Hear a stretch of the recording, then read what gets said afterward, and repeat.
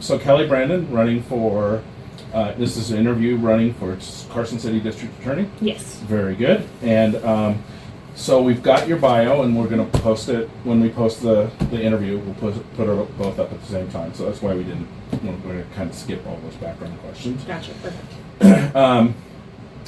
But if you could walk us through your legal career and what led you to take this next step. Sure. So I actually became interested in the law when I interned for who is now Judge Lewis. She was our juvenile court master at the time I was in college. And honestly, at the time, I thought being a lawyer was a terrible idea. I thought you couldn't maintain your ethical principles or have the views that I had and be a lawyer and do things, be a good lawyer and also be a good human being. Right. Interning with her showed me that both of those things were possible at the same time. I joined the DA's office in 2018 under Jason Woodbury, and really it was something that I really wanted to do because I think the DA's office is critical to public safety and critical to really how our entire town functions. And coming out of law school, I thought I had a view of what that meant, and then doing the job even kind of opens your eyes even more to how important that role is. I've worked there ever since. I'm currently a Chief Deputy District Attorney, so I oversee both staff and attorneys. I was led to run. I told people that I wasn't planning on running this year. I had every expectation that my current boss would be running for that position, and then he came to my office and said, I'm not going to do that. So this was on my long-term plan, but it certainly wasn't on the this year plan. But my urge to run is because I believe that the role is critical to public safety, and you have to have somebody who knows what it means to be a prosecutor, who knows how the office functions, who knows how to work with law enforcement and can answer questions in the middle of the night. And I've done those things. I've worked with all of our staff and our attorneys. I've trained them. I've worked with our law enforcement agency to make the processes better, make sure their investigations are complete, make sure we're doing things right. And so really my goal in running is to maintain the good of the office and then move us forward, because there's still some more work to be done. There's always work to be done, right?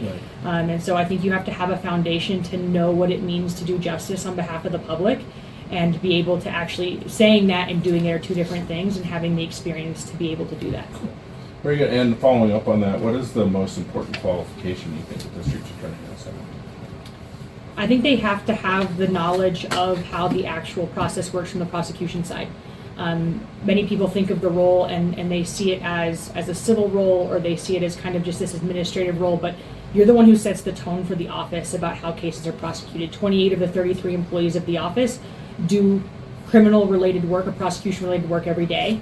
They're either supporting a prosecution through their role in the office, or they're actually the attorney in the courtroom. And so you have to be able to have the legitimacy to make those recommendations and those policy positions to staff and to the sheriff's office. We get a number of calls from them asking, are we doing this right? Can we do this? And so I think the most important job qualification is actually knowing how to prosecute a crime and being able to do that, and so you can give good advice. Sorry. So the next few sections, we're going to talk about your philosophy on the rule of law. Okay. The district attorney has enormous discretion in deciding what to charge and what not to charge. How do you think about the limits of that discretion, and are there categories of lawfully enacted crimes you would categorically decline to prosecute? Interesting question. So it's very difficult being the prosecutor and carrying that burden with you. And I think something that can often happen is you look at a case, and new prosecutors look at a case and they go, oh, I can prove this is no problem. And then you get into court and you realize things are a little bit more complicated than that.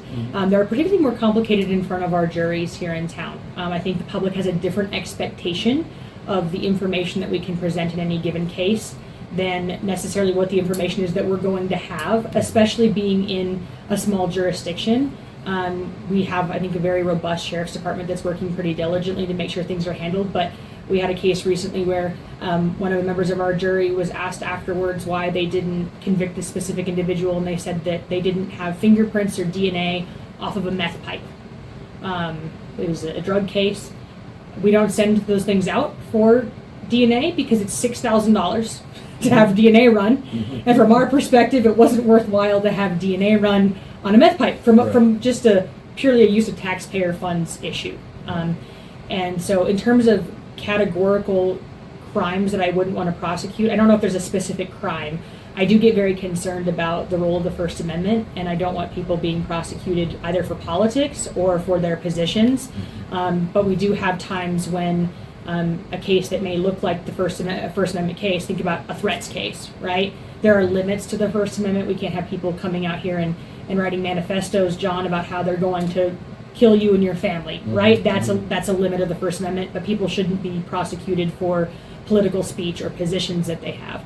So I don't know if I couldn't tell you like a specific crime, but there are concerns that I have about things related to like free speech, lawful possession of weapons, right? Just because somebody has a weapon doesn't mean that they are committing a crime. So I don't know, I couldn't tell you like a specific crime, but those are the considerations that I have when prosecuting. And then the other side of it is really what you're asking is, can I prove this case? And what is the harm of this behavior towards the public? Sometimes proving cases is really difficult, and the harm to the public is great.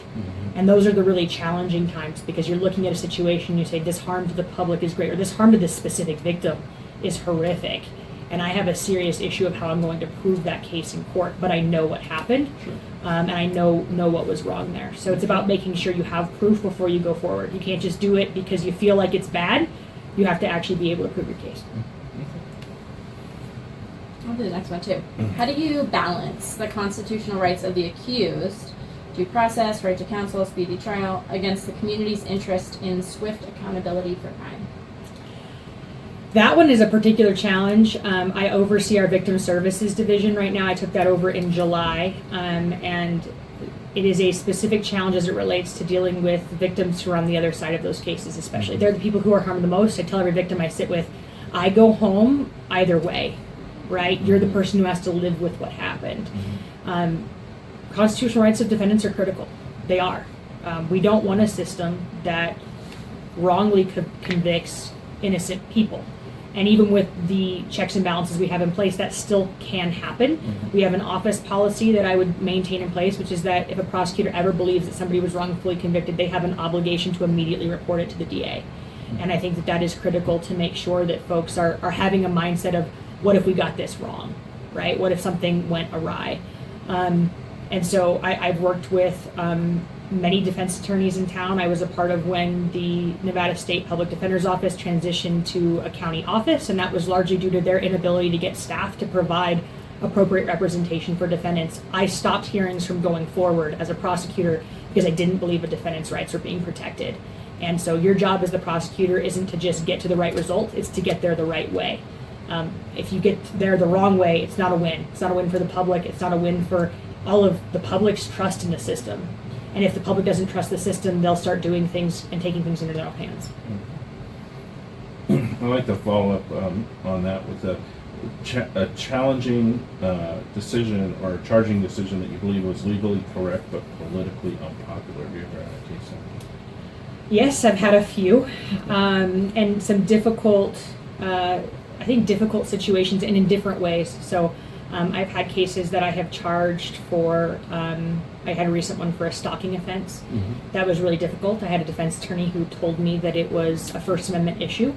And I had, stalking requires a pattern of behavior that makes the victim be afraid. Right. There were threats that were involved that were written. There was also conduct and things written in the threats that made it clear that this person knew where the victim was living, where her bed was in her room, what she was wearing on a regular basis.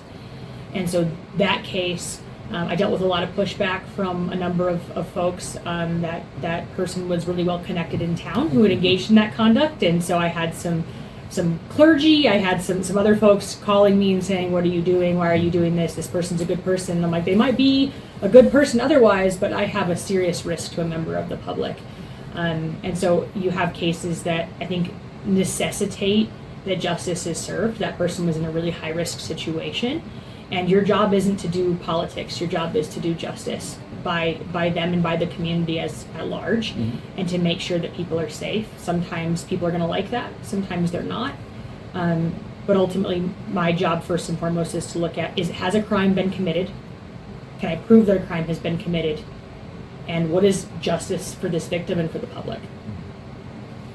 And I just want to ask about that. The policy that you said is in place about cases, and Have you ever had any circumstances where that's happened in the office, where somebody has gone to the DA and said, hey, I think this is wrong, we need to... We have not had anything post-conviction that has come up. We have had times something's come in where somebody says, you know what, I don't think, I'm looking at this case and I don't think we have the right person, or I don't think that this case is provable. I've done both of those things. I've had days where I've called our law enforcement officers and said, you need to get this person out of jail right now because a crime has not been committed and they need to be out of our jail right now.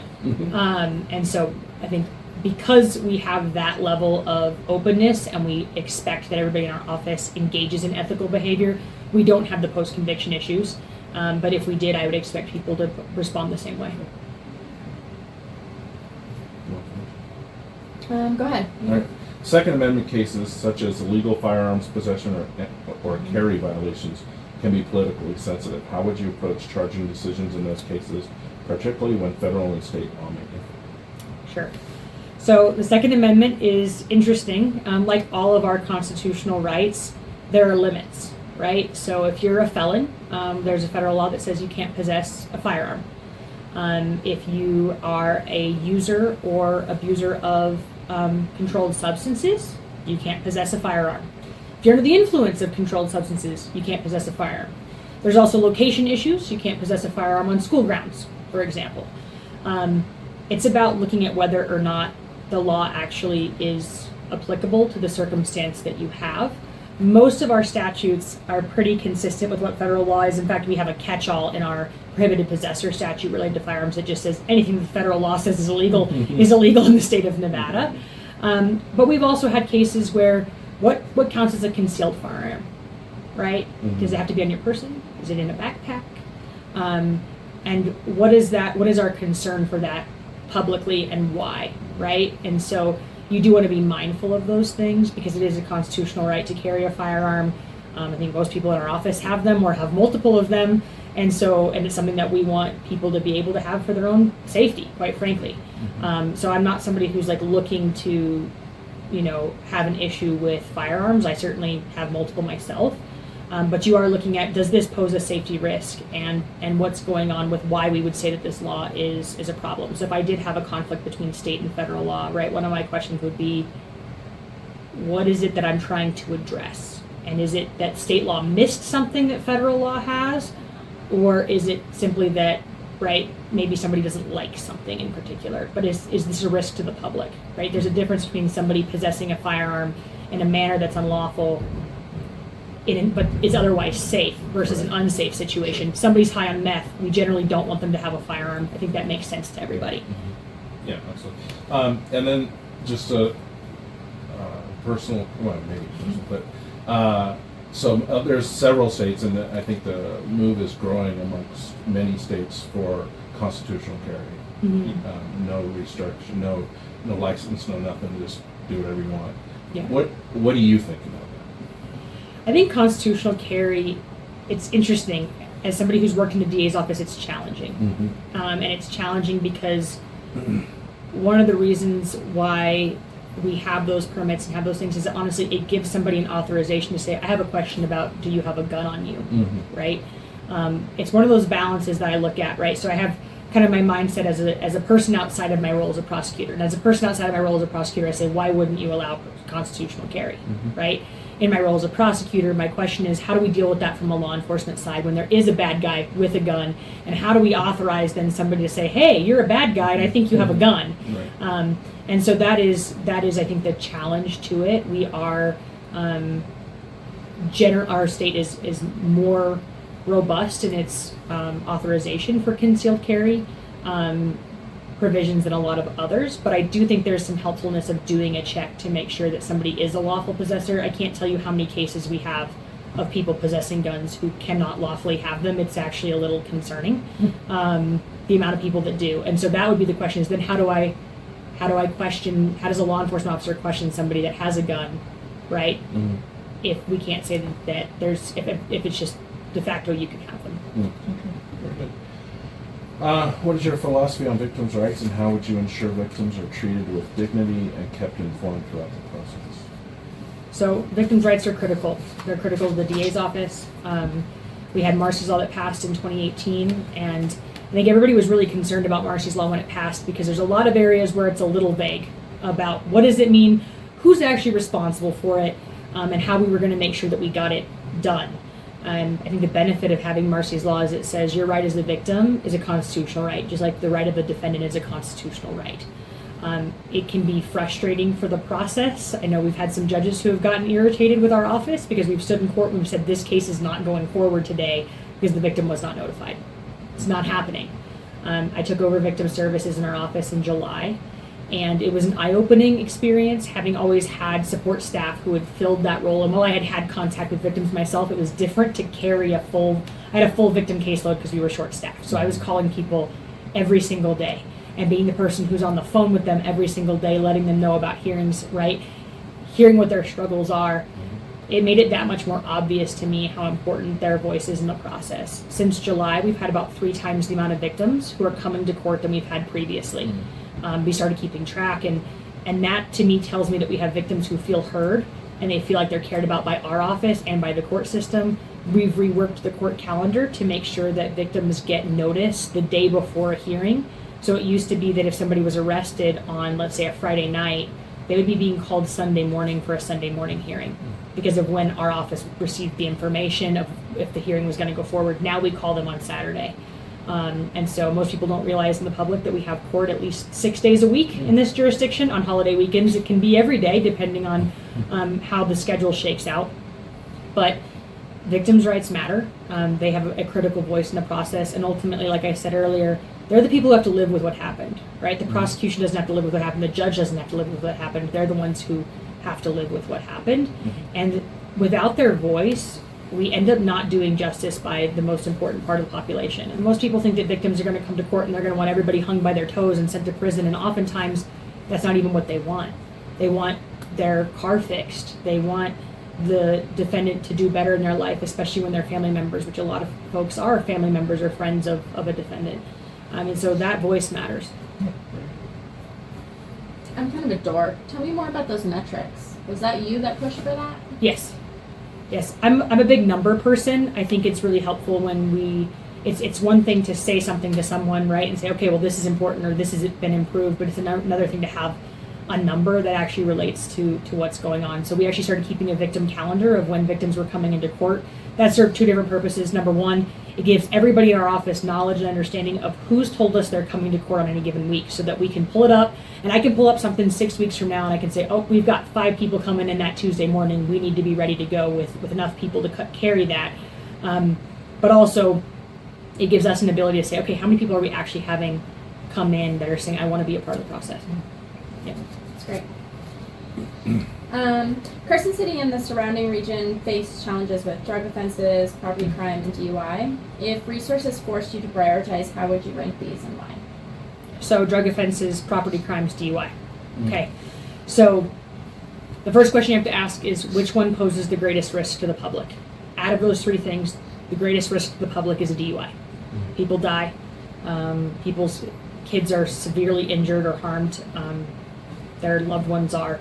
So DUI is your number 1 because it has the greatest public risk. The next thing you're looking at is property crimes because property crimes also have victims, right? They have people who have property that's been damaged as a result of that. I would also say that property crimes, or particularly things around graffiti, I'm somebody who, I refer to graffiti as a quality of life crime. If you drive into a town and you see graffiti everywhere, you think that it's an unsafe place. People will feel unsafe even if the rest of the crime level is low. And so property crimes, especially public property crimes, matter a lot because they don't just affect the specific victim, but they also impact how the community feels about their city or their town. And then you're looking at drug offenses. I don't consider drug offenses a victimless crime. Something that we worked on this last year. We got a grant to put on drug endangered child training for all of our law enforcement, social workers, and to make sure that we were looking out for how those cases impact children, because I don't think drugs are a victimless crime. They impact families, they impact children, especially that are in the homes, but especially low-level drug-related offenses. If I was looking at that, I would say drug-related offenses would be lower. Now, if you're telling me your drug-related offenses, sales, those kinds of things, that jumps up even over a DUI because that harm goes to every person that drug has been sold to and their families. What's your position on bail reform? Do you support cash bail, risk-based release, or some combination? And how does your position affect public safety? Sure. So Nevada has dealt with a number of bail reform changes. So we have two things we use currently: the NPRA, the Nevada Pretrial Risk Assessment, which was actually taken from other states that had already vetted that process and have used it. And additionally, we implemented the 48-hour bail hearings. Doing both of those things at the same time, quite frankly, isn't the best use of our resources, because we already have judges who are reviewing cases for release within 24 hours to make a determination of if there's probable cause, right? So did law enforcement prove that a crime was committed sufficiently for that? And does this person need to be in jail, and do they not need to be in jail? The NPRA has some drawbacks. Number one, it's only as good as the information being put into it. And you have law enforcement officers in our jails filling those out. They have a number of other duties going on, right? And some of it's based off of what the defendant tells them. So, John, you get arrested, someone's gonna sit down, they're gonna say, John, have you lived in Carson City for more than 6 months? Do you have a cell phone? Do you have a residence? Right? And if they say yes, they're gonna check boxes and say yes. Right? And we've had plenty of people who've gone in and said those things, and me as a prosecutor, I'm looking at the list, I'm like, I've known this defendant for years. I know they're homeless. I've seen them walking downtown with a shopping cart. You don't do that when you have a residence, right? Mm-hmm. They've been a victim on another case. We've been unable to get a hold of them because they don't have a phone number, right? So those boxes can be checked in a way that isn't necessarily accurate, and not for no fault of the officers. Right. They only have the information that they have in front of them. Sure. Cash bail has its drawback, which is that if you are unable to post cash bail, you can't get out of custody. And so we have case law that says that the prosecution is responsible to show clear and convincing evidence that this person is a risk in order to put cash bail into play. I think that that's an important protection, because you don't want to prohibit somebody from getting out of custody purely from an inability to pay. Most people, when you think about it, if your bail is set at $50,000, most people can't pay $50,000. Most people couldn't pay $5,000. When you look at what the government tells us people's savings are in their accounts, they can't pay that. So you want to make sure that there aren't other provisions that are in place that can keep the community safe. I will say that I think there are times when cash bail is completely appropriate, because it is the only thing that's going to keep that defendant here, participating in hearings and compliant with whatever their other court conditions are. Because most likely it's their mom, it's their best friend, it's their dad, it's a grandma. Somebody's put up that money on their behalf, right? And they don't want to harm that other person in their life. But there are other times when it's just simply not necessary.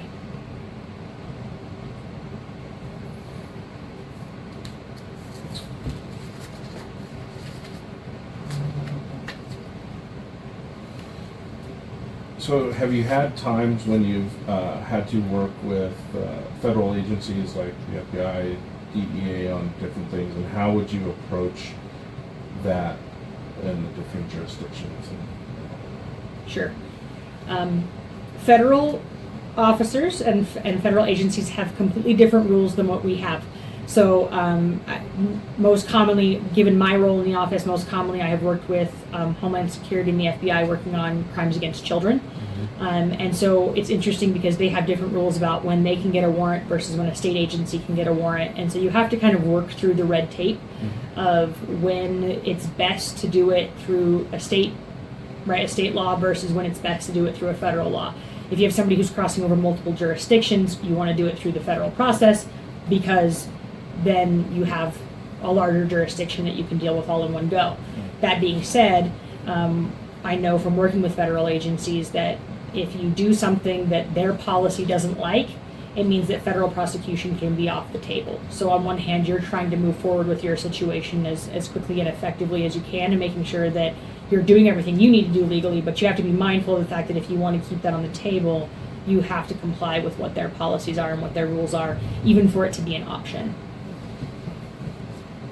And you specifically mentioned some juvenile crime, and understand that it's handled differently under Nevada law.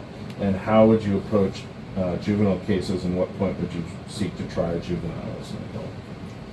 I actually know I've done more juvenile certifications than anybody in the office's history, so I probably can answer this question pretty well. It is not something that you want to do. What you want is to prevent it from happening. but there are harms that are too great for us to say that it's okay to keep somebody in the juvenile system. So the metric by case law is you're looking at three things: the nature and seriousness of the offense, their history of offending, and then if the court doesn't make a decision on those two factors, then you're looking at their personality and character and other personal traits. And the case law says we want to look at the nature and seriousness of the offense and their history of offending because those are objective factors. And so we don't want to consider subjective things when we're making a decision about whether or not a juvenile should be moved to adult court or not, unless it's a case that's right on the line. So we have been successful in all but one of the certifications that I put forward in court. And those certifications are a really difficult decision. The juvenile system is focused on rehabilitation. And sometimes when we look at a case, rehabilitation is not something that is likely to occur. Or we've already tried those services and somebody's continued to offend at a high level. Most of these cases are sexual assaults, armed robberies. I'm trying to think if we've done anything else. Armed robberies, sexual assaults. We did do a drug sales case with a juvenile who was moving about $10,000 of drugs a week and selling primarily to middle school children, and he was 17 at the time.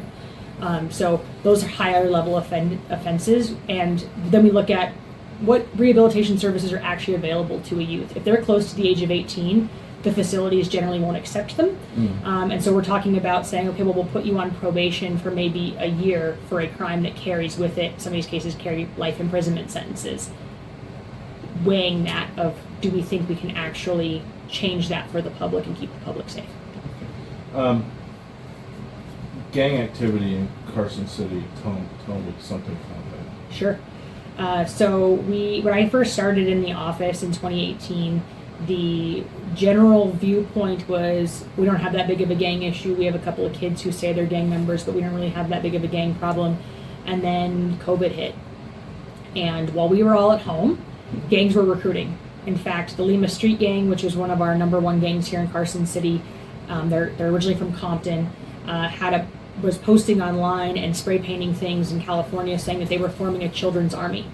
They were intentionally recruiting children in older elementary school, 8 to 10-year-olds, to bring them on. And one of the challenges that we can have is the gang will choose a juvenile to commit their heinous offense because they know they won't get in trouble the way that an adult will. The problem is they can still cause just as much harm as an adult can. So we have seen an increase in those types of cases that have come in, which has actually resulted in the large majority of our certifications are youth who are gang associated or gang involved in some way. Whether or not the offense is specifically identified as a gang offense, but they are gang associated in some way. Is that the biggest gang operating in Carson City, or are there multiples? Or? There are multiple gangs. One of the things that I've described to people is our youth tend to change gangs quicker, or they create offshoots. So they'll have factions of things. So, for example, the Lima Street Gang is a part of the Sereno Gang, but then Lima Street has different offshoots now, even locally. We have the Bambinos, we have some Tokers. We've recently had an increase in 18th Street members, which are a Norteño-based gang. Originally, they were largely in Dayton, Lyon County, and now we've had a number of those folks come up here. So you do have some changes that happen over time, like you kind of get one settled down and then one pops back up. And what is the biggest drug problem there that we face in town? What's the drug that's on the streets? Is it meth? Or is it a mix? Is it? It kind of comes and goes. We do have I would say a significant portion of the population that is using fentanyl, but meth is probably still the most common drug that we see. You will see other drugs. We've had a recent increase in cocaine for whatever reason. So you do see things kind of pop up from time to time, but meth is kind of the constant. I will say one of the things about meth is because of how destructive it is, we generally catch you very quickly because it overcomes your life very fast, where other drugs are kind of not easier, but they're less impactful, so it takes a lot more before it completely overcomes your life and you end up in the criminal system. And we've heard a lot about extra national gangs like Trinity Arago and MS-13 and stuff. Do we have that presence here? And if so, what has your office had to deal with it and just illegal immigration and criminal illegals in town? So we do not regularly deal with cartel-based gang members periodically we do. Normally it's related to something where they're passing through. So we've had some significant drug busts where they've been moving a large portion of drugs on behalf of the cartel. Sometimes they're moving people through the area. So we're not generally the location that they want to be at. They want to be in Reno, right? But they don't generally want to be here. But sometimes we happen to be the entity that catches them. Generally, our crime as it relates to illegal immigration are people who have otherwise been here and are here illegally and then commit crimes. It's not generally that they've like just got here. They've usually been here for some time. But we have seen some of those things. I mean, you can think about even the multiple murder incident that we had a few years back amongst the multiple counties. That individual was not lawfully here. So, but generally it's not they come here like the cartel moves somebody into Carson City and they commit crimes. It's generally somebody who's been here and is also committing crimes. And how does your office work with things like ICE detainers and things like that? So we're not responsible for those. That's the sheriff's office. We've been, I would tell everybody, we've been business as usual, and that's been our recommendation to the sheriff. We've always been cooperative with ICE. We're all obligated to follow the rule of law. We all take an oath that we're going to uphold the rule of law. I can tell you, having worked in the office now under multiple administrations, you cannot understand what federal immigration is going or not going to do based off of somebody's charges. So we do have a general policy in the office, which is we don't make decisions on how we negotiate a case or how we prosecute a case based off of somebody's immigration status, because justice should be served the same regardless of what that status is. And honestly, some of that's because you don't know what federal agencies are going to do. We've had cases with horrific crimes and everyone says this person's going to be deported. They don't. We've had other cases where somebody gets picked up on a DUI with no injuries, no accident, and they get deported. And I can't tell you why or why not. So we look at the crime as what it is, what its harm is to the community. We notify ICE if they have their time period to come. Well, we don't notify ICE. The sheriff's office notifies ICE. They have their time period to come and address that and put the detainer on them. They either do or they don't. In my conversations with the sheriff, which we've had over a number of years, we honestly had more deportations under the Obama administration out of the jail than we have currently under the Trump administration. So, like I said, you can't really know what is or is not going to happen. We do our part, but beyond that, we don't really have any control. And last question, kind of on this kind of topics, how prevalent in Carson City is human trafficking? More prevalent than people realize, and more prevalent than I would like it to be. We're part of sort of the cycle, right? You have folks coming up from Vegas, you have folks coming up from LA, you have people coming over from the Bay Area. So we do have more of it than I think most people realize. We had a young person who was taken from McDonald's on the north end of town, a teenage girl. And she was somebody who I was aware of and we were concerned that was at risk. And she was gone for a number of weeks, and we weren't sure if she was going to be found alive or dead or what state she was going to be located in. She ultimately was found in the Bay Area. You also have a number of people who are trafficked through the brothels, just to be completely honest. They're not, it's all legal from Nevada's perspective, but there's somebody holding that person hostage essentially and saying you need to go make this amount of money before you can go home. So you actually have a lot of human trafficking that is kind of just under the surface that people don't see. The next section talks about management style and leadership. Yeah. So describe your management philosophy. How do you motivate your team? They may have significant professional autonomy. They may disagree with the policy direction. How do you handle all that? Sure. So I tell people managing attorneys is basically a nightmare. As you can probably imagine, somebody sends out an email and then the email of like, this is what we're going to do. People have lists of questions and they look for loopholes and that's actually what makes them great attorneys. Being able to do that is why they're good at their job. But it is actually really fun to supervise attorneys because you do have just that constant. We had a joke last week. Somebody sent out an email. It was Be Kind to a Lawyer Day last Wednesday. We sent out an email, hey, the management team's providing lunch to all the attorneys. And the email didn't say what day it was on, and so the email back was like in perpetuity, like what day are we having lunch? We're having lunch all the time, because that's just how attorneys work. My goal is always to make sure that people are at their best, and sometimes that means you have to have hard conversations. I truly believe that it's better to have a hard conversation with somebody than to let something fester. I also believe you need to have the hard conversation with that person because it's not good to make the morale of the whole office bad or make a policy because somebody's doing something that they shouldn't be doing. You just need to address the problem so you can move forward.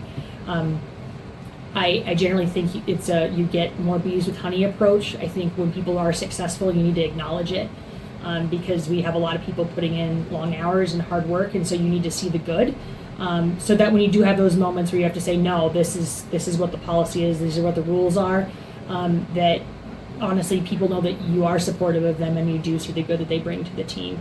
I'm not a micromanager by any stretch of the imagination. I generally tell new employees, I'm like, if you feel like I'm micromanaging you, it's probably your sign that things are not going the way that they should be. Because generally my view is like, I'm going to teach you how to do your job, I'm going to train you how to do your job, and then I'm going to expect you to do your job. If you need me, I'm here, right? But generally I'm here to be a support and not to be, over your shoulder all the time. DA's office coordinates with courts, public defenders, law enforcement, Yeah. county administration. How do you plan to build and maintain those relationships in the elevated position? Mm-hmm. I think the good news is I already have a lot of those relationships being in my position. So I've worked with the courts on different court processes, like we talked about the court calendar, those things. I've worked with different city departments on even things like restitution. The city ends up being a victim in a lot of cases. We had the recent issues over at the pool. So you work with those city departments that way. I think it's about being honest. It's about being real with people about where you're at. You're the city's attorney, right? So you wear two hats. On one hand, right, most of your staff are doing prosecution every day. There's a handful of your staff that are the city's representation. In order to have a good relationship with your client, they have to know that you're going to be honest with them and upfront with them about whatever it may be, even if you disagree. And then you also have to be able to, once again, share the hard news. And sometimes that is, hey, somebody messed this thing up and it's not okay.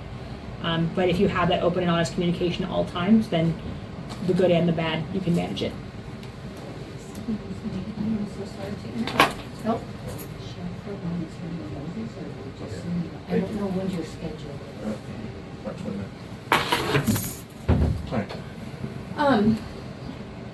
Kind of related to something that you just said. So there is a rumor that the district attorney's office has recently told members of the public that they are no longer allowed to make public comment.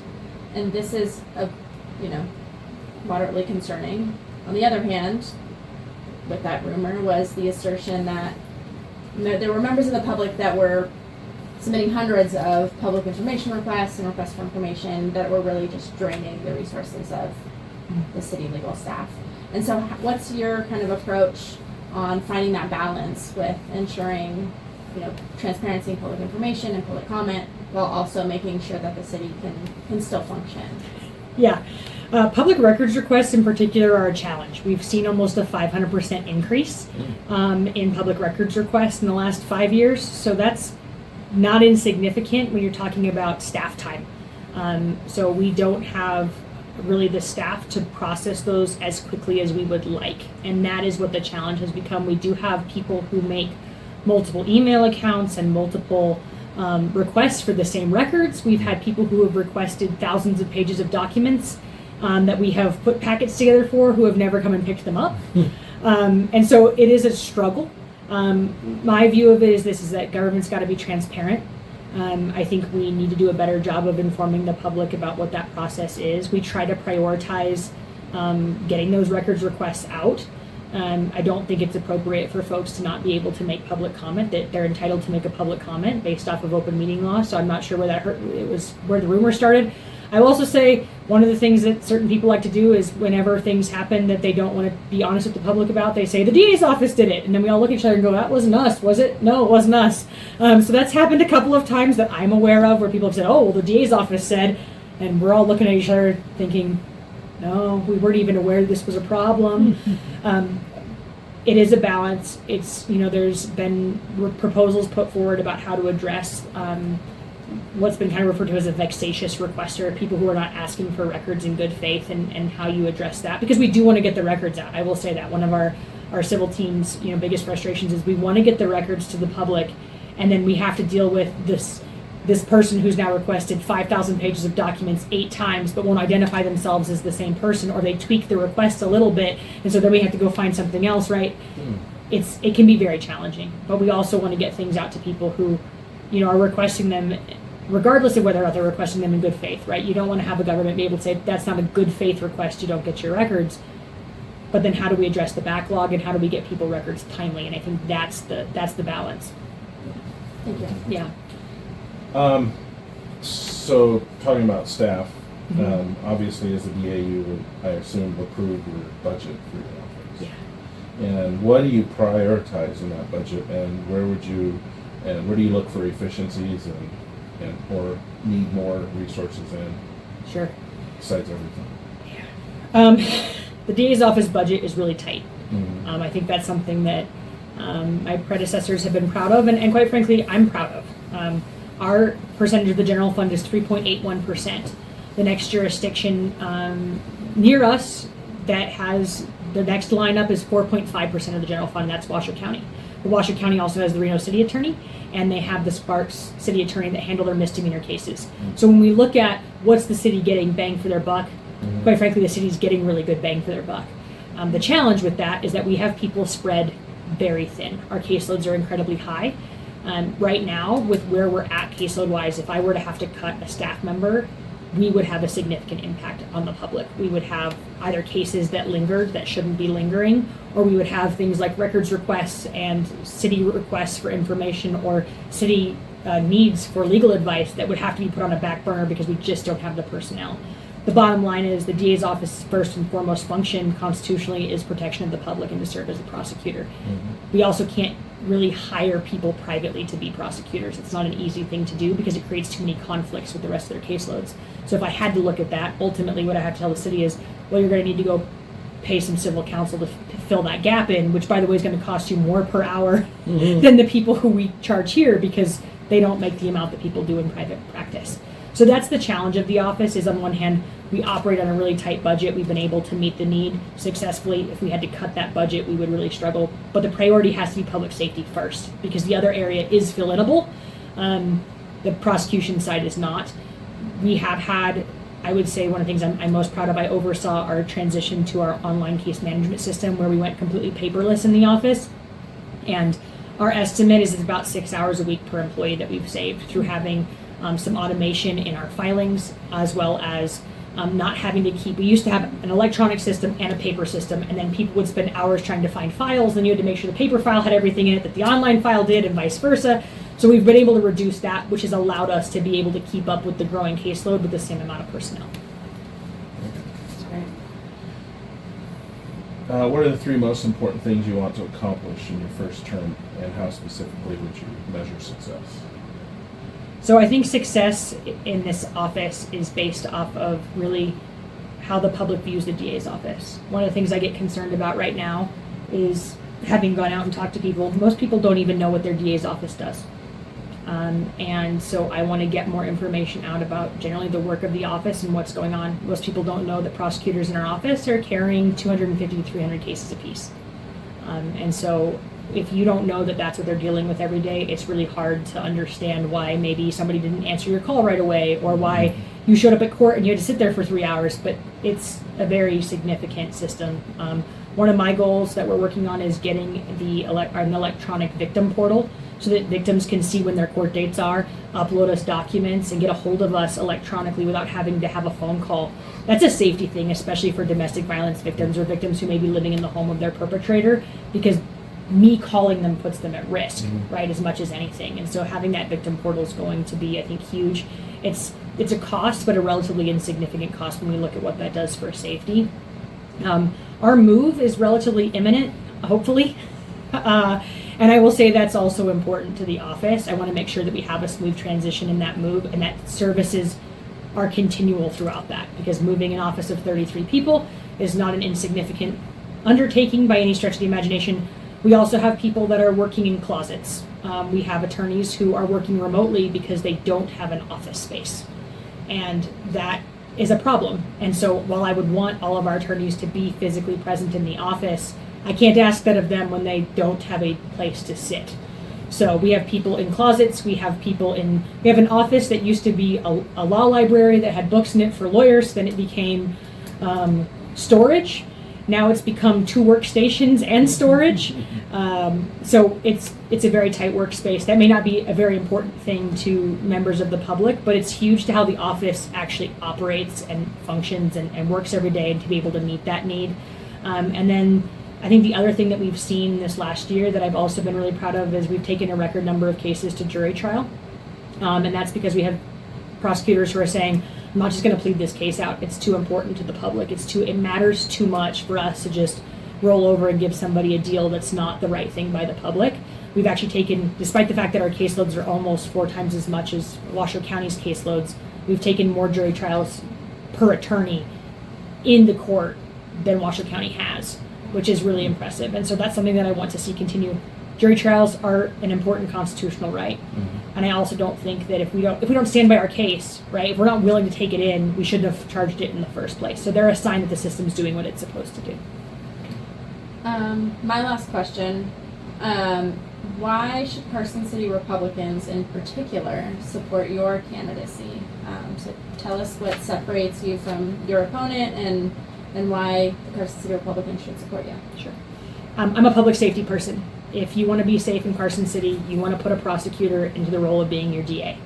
My opponent has worked at public defender's office. He's never served as a prosecutor. He doesn't know what it means to work with law enforcement, to get a phone call at 2 o'clock in the morning that a child is dead or nearly dead, what it means to try to figure out how to get a search warrant with a judge, how to answer questions about, can this case go to trial or not? Can we prove this case at trial or not? Or dealing with a prosecutor who's struggling with the fact that they know a case happened, they know a horrible crime's been committed. The most common of these are child sex assaults. You sit in your office, you read the reports, you watch the videos, and you say, this child was sexually assaulted, and I can't prove it.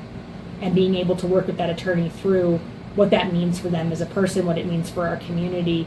You want somebody who knows what it also means to look at somebody and say, this case is not provable, it can't go into court. It can't be charged, we need this person out of custody, this was not okay. And to have those ethical conversations, and I think the difference is I've had those conversations, I've lived it on this side of cases, and he hasn't. I live here, I grew up here, I want my community to be safe. When I walk downtown, I want to feel safe as a relatively young woman, and I think everybody wants themselves to feel safe, their kids to feel safe. And make sure that we still have an appropriate process, but also with an eye of what does this mean for each of us as a member of the public, and what does it mean for each of us as somebody who wants to live here. Just to give, we've asked a lot of questions, and thank you for being so patient. Do you have any questions that you'd like to ask of us, or do you have anything that you want to comment on that maybe we didn't touch on that you think is important? I'm trying to think if there's anything else that would be important for you all. I would just say that if you want to understand the process, you have to take it step by step. And it's really easy to get lost in a single news article. That's something that I want the public to know. If you read one news article, know that there are 1,000 cases going on, and also know that things are not always accurate the way that you read them, unfortunately. And so my goal is to get that information out to the public, to be open and transparent, and I really am happy to answer any question people have. I'm an open book. I have the positions I have, but I think the more people are engaged both in the election process and in the criminal justice process, the better off we are. Thank you for running, and thank you for meeting with us. Yes. Thank you very much. Yeah, thanks for having me. Thanks so much. Thank you.